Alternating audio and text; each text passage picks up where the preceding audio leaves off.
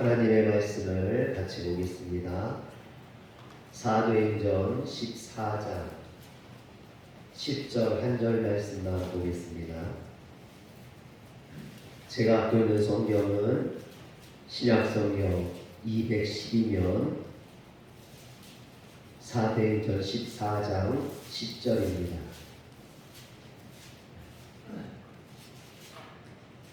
다 같이 읽겠습니다. 큰 소리로 이르되 내 발로 바로 일어서라 하니 그 사람이 일어나 걷는지라. 아멘.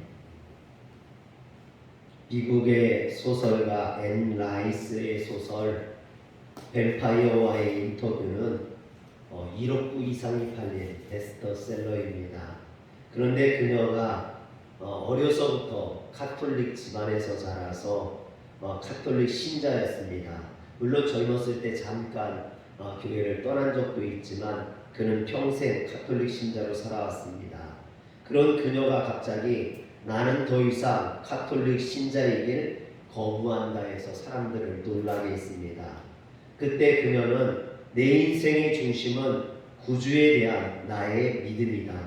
나는 여전히 세상을 창조하시고 이끌어주시는 사랑의 하나님을 믿는다.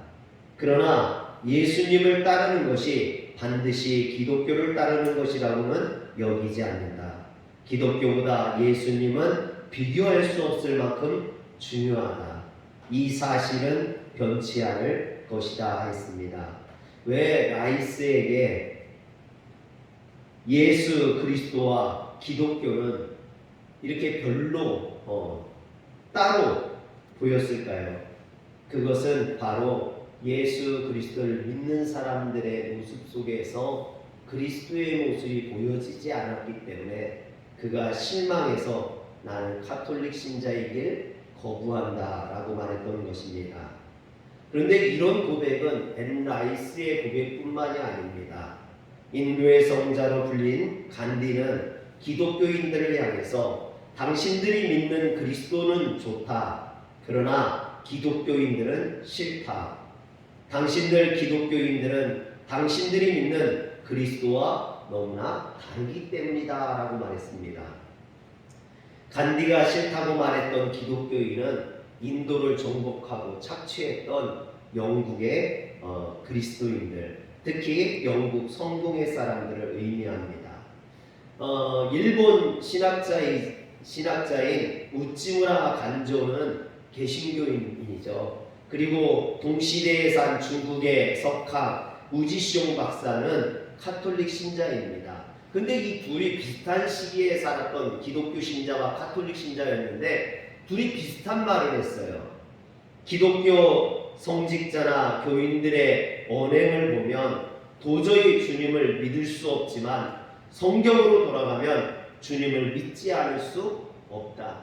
즉 성경 속에 있는 예수 그리스도는 안 믿을 수가 없다라는 거예요. 믿을 수밖에 없다라는 거죠. 그러나 그것을 믿는다고 하는 성도들의 삶을 보면 그들은 믿을 수 없는 존재들이다 라고 말했습니다.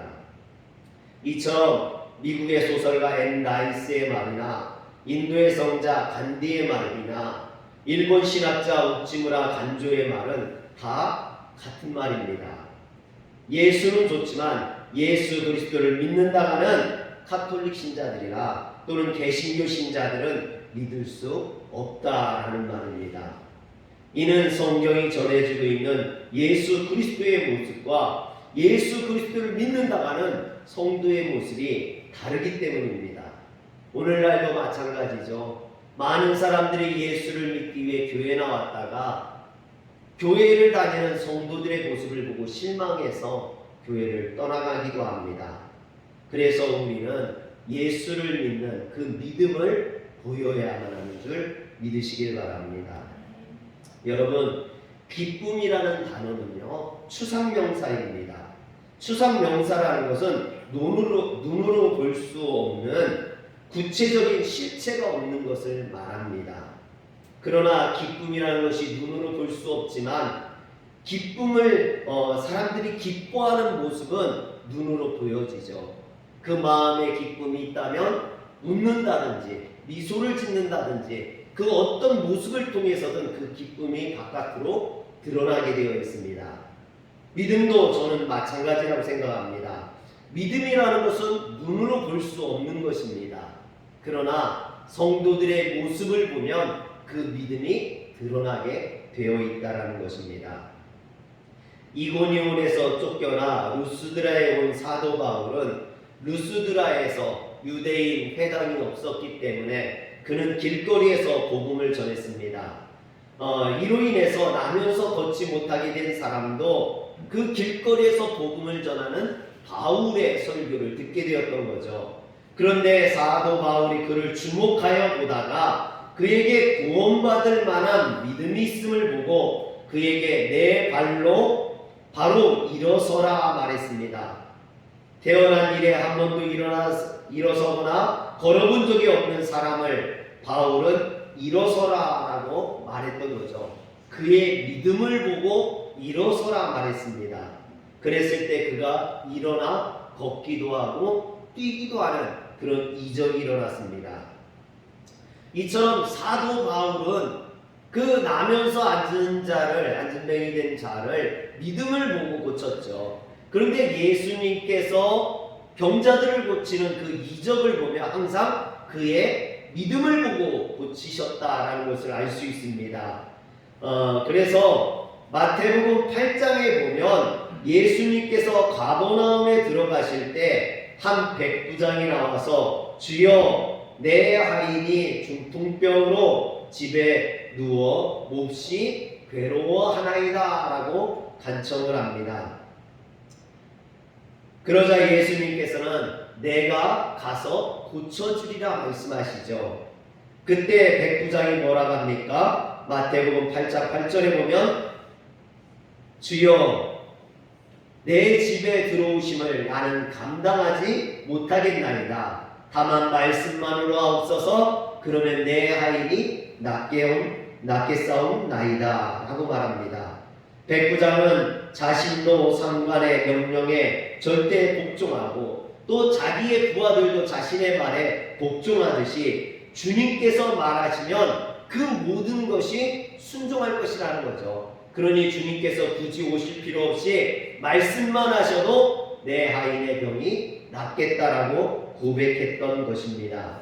그러자 주님께서는 마태복음 8장 10절에 보니까 놀랍게 여겨 따르는 사람들에게 이르시되 내가 진실로 너희에게 이르노니 이스라엘 중 아무에게도 이만한 믿음을 보지 못하였노라 그랬습니다. 이 말은 뭡니까? 반대로 이 백부장에게서 놀라운 믿음을 예수님께서 보셨다라는 것이죠.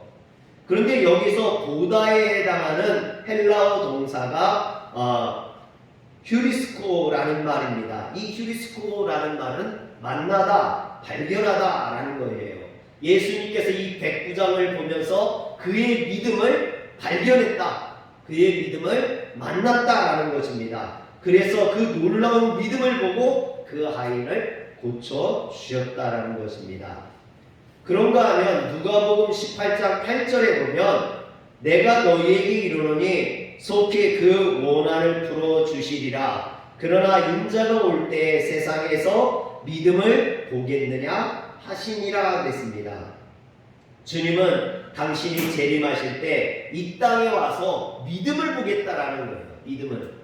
주님께서 구원해 주시는 사람은 믿음을 보고 구원해 주시겠다라는 것입니다. 하나님을 만난 인간의 참된 믿음은 어떤 형태로든지 외적으로 표현되어지게 되어 있습니다. 그래서 그 믿음은 눈에 보이는 겁니다. 물론 처음부터 사람들에게 보여지기 위해서 믿음 있는 체 하는 것은 위선이죠. 그러나 진실로 하나님을 만난 사람이라면 그 사람의 모습 속에 믿음이 드러나게 되어 있다는 거죠. 그래서 주님께서 재림하실 때 우리들의 믿음을 보시고 그 믿음이 있는 자들은 구원하시고 믿음이 없는 자들은 심판에 처하게 된다고 말씀하셨던 겁니다. 여러분, 그 대표적인 말씀이 저는 누가복음 10장에 나오는 선한 사마리아 사람의 비유라고 생각합니다. 어떤 사람이 예루살렘에서 여리고로 내려가다가 강도를 만나 다 빼앗기고 피투성이가 돼서 거진 죽게 되었습니다. 그런데 그 길을 세 부류의 사람들이 지나가죠. 첫 번째는 누굽니까? 제사장이 지나가요. 그런데 이 제사장은 그 강도 만난 자를 보고도 피하여 지나갔다 그랬습니다. 그리고 두 번째로 지나간 사람은 레위 사람이라고 했어요. 이 레위인도 제사장과 마찬가지로 강도 만난 사람을 보고 피하여 지나갔습니다. 제사장이나 레위인은요, 하나님의 성전에서 일하는, 지금으로 말하면 성직자와 같은, 목회자와 같은 존재입니다. 그들은 하나님을 섬기는 사람들이요, 누구보다도 하나님의 말씀에 대해서 잘 안다고 자부했던 자들입니다. 하나님의 말씀을 제일 잘 지킨다라고 했던 사람들입니다.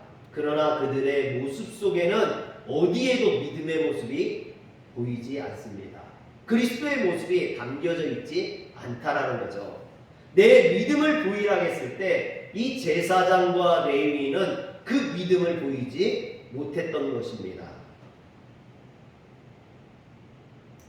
그러나 마지막으로 그곳을 지나간 사람은 유대인들이 개처럼 취급하는 사마리아인이었습니다. 그는 가던 길을 멈추고 피투성이 상태로 죽어가던 사람을 나귀에 태워 주막으로 데리고 가서 그를 치료해 주었습니다. 또 주막집 주인에게 돈을 지불하고 그 사람을 돌봐줄 것을 부탁했습니다. 그리고 더 돈이 들어간다면 자신이 올 때에 그것을 갚아주겠다라고 말했죠.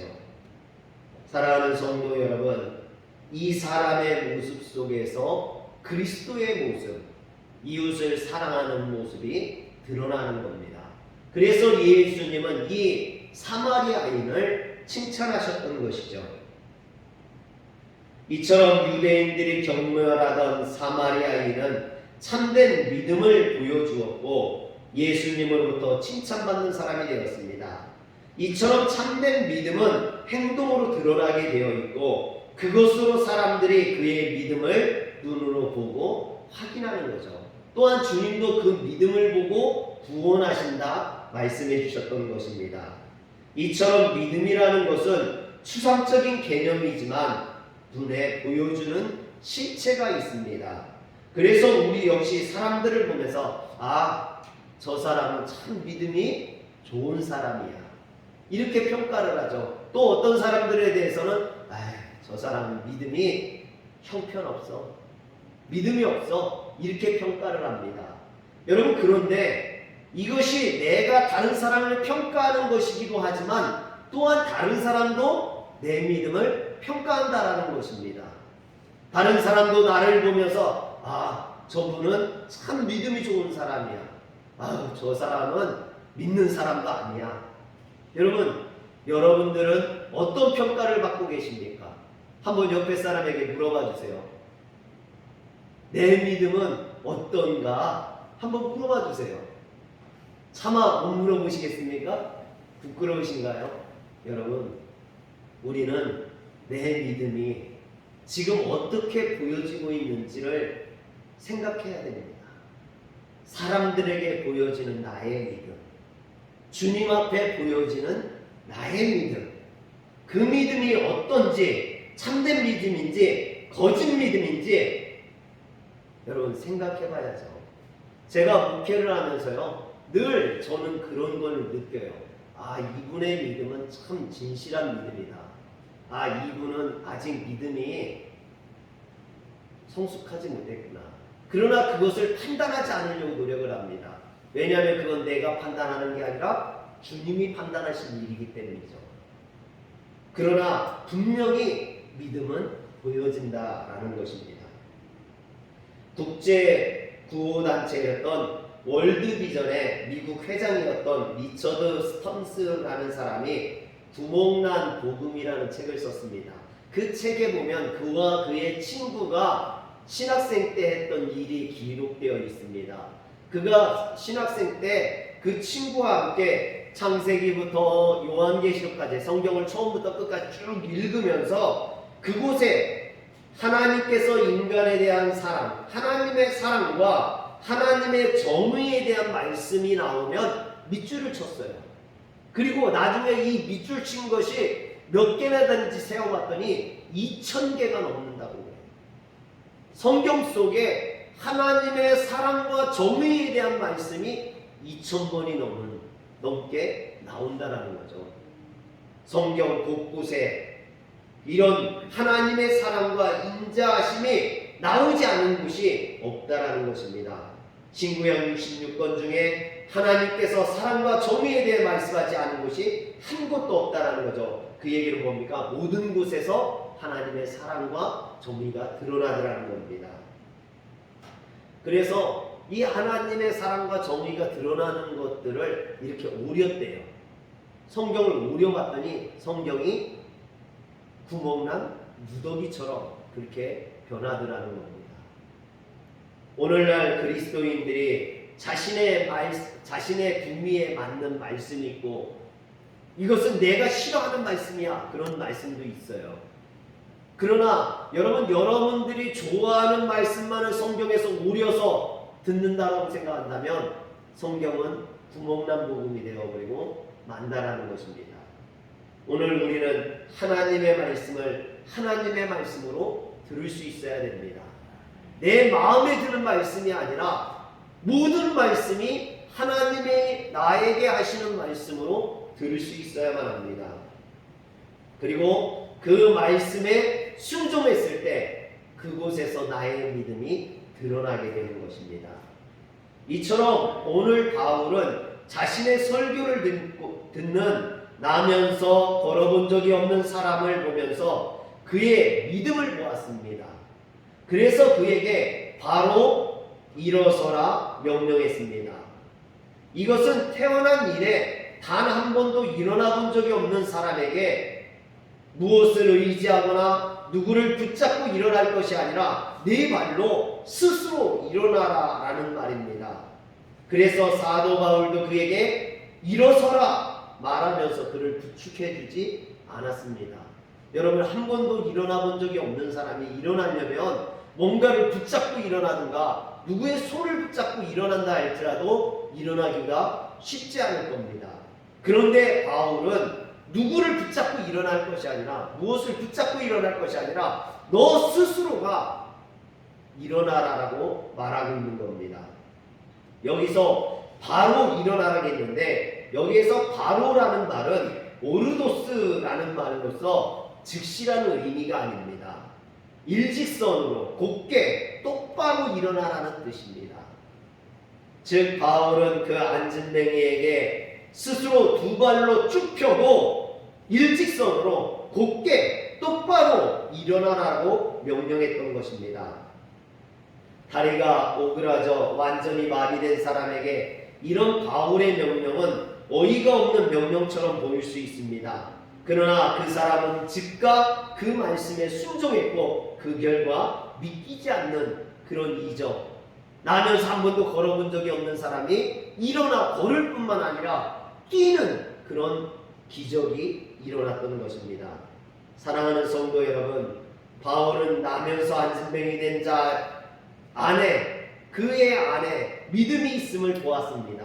그리고 그에게 네 발로 바로 일어서라 라고 말했습니다. 이것은 다른 말이 아닙니다. 바로 네 안에 있는 그 믿음을 보이라 라는 말씀이라는 거죠. 그런 주문이었던 겁니다. 그리고 그 주문대로 나면서 안진뱅이 된 자는 자신의 믿음을 보였습니다. 그랬을 때 그는 일어나는 놀라운 기적을 체험할 수 있었습니다. 사랑하는 성도 여러분, 여러분 안에 믿음이 있다라는 것을 저는 압니다. 그런데 어떤 사람은 그 믿음이 행동으로 드러나고 삶으로 드러나서 그 믿음을 보이는 사람이 있는가 하면 아직 믿음이 연약하여서 마음속에는 믿음이 있지만 삶으로 그 믿음을 드러내지 못하는 사람들도 있습니다. 오늘 주님은 여러분들에게 말합니다. 즉시 바로 너의 믿음을 보여봐라. 네 안에 믿음이 있다면 지금 보여보라는 겁니다. 그 믿음을 보이는 자에게 기적이 일어납니다. 그 믿음을 보이는 자에게 능력이 나타납니다. 사랑하는 성도 여러분, 여러분들의 믿음을 보여주시길 바랍니다. 지금은 코로나로 인해서 예배를 드리기가 힘든 시절입니다. 우리의 신앙을 보이기가 어려운 시절입니다. 이런 시절에 주님은 우리에게 믿음을 보일 것을 명령하십니다. 그 명령을 쫓아 기독교인이라는 걸 드러내기 어려운 이 시절에 믿음을 보이는 사람들을 주님은 찾으시고 그를 축복하시는 줄 믿으시길 바랍니다. 기도하겠습니다. 전능하신 하나님, 우리는 나면서 안진뱅이 된 자와 같이 연약한 자입니다. 한 번도 내 힘으로 일어나 본 적이 없고 누가 붙들어줘도 일어날 수 없었던 그런 연약한 자입니다. 그런 우리에게 주님이 찾아오셔서 바로 일어서라 말씀하셨사오니 주님을 믿는다면 오늘 우리가 우리의 믿음을 보이게 하여 주시옵소서. 그 주님의 말씀을 의지하고 일어나게 하여 주시옵소서. 누구를 의지하거나 누구의 도움을 받아서 일어나는 것이 아니라 오직 주님의 말씀을 붙들고 일어나게 하여 주시옵소서. 우리 주 예수님의 이름으로 기도합니다. 아멘.